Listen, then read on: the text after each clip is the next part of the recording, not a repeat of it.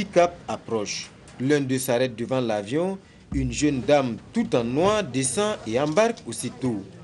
Son premier réflexe, se débarrasser de son accoutrement. C'est bien Béatrice Tokli et c'est le soulagement.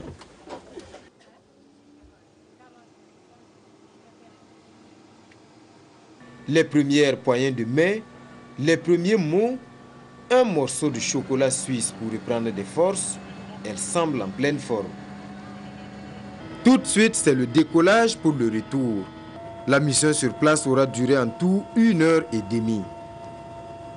Après une escale technique à Wayouguia, l'hélicoptère regagne la base aérienne à Ouagadougou.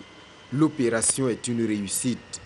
C'est une grande joie, c'est une grande satisfaction et c'est avec beaucoup de reconnaissance à toutes les personnes qui ont œuvré pour cette libération que j'adresse ces quelques mots. Beaucoup de reconnaissance à toutes les personnes et également à tous les pays qui ont œuvré en faveur de cette libération.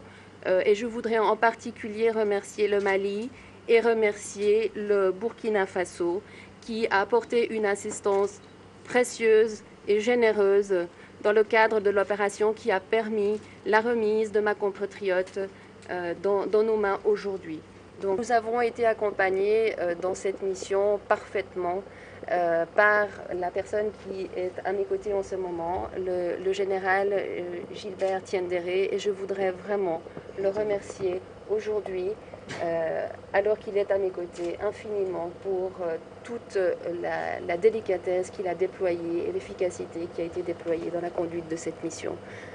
Une fois de plus, le rôle du Burkina Faso aurait été décisif. Aucune condition ne nous a été, en tout cas, communiquée. Il n'y a pas de rançon, il n'y a vraiment aucune condition quelconque qui nous a été communiquée.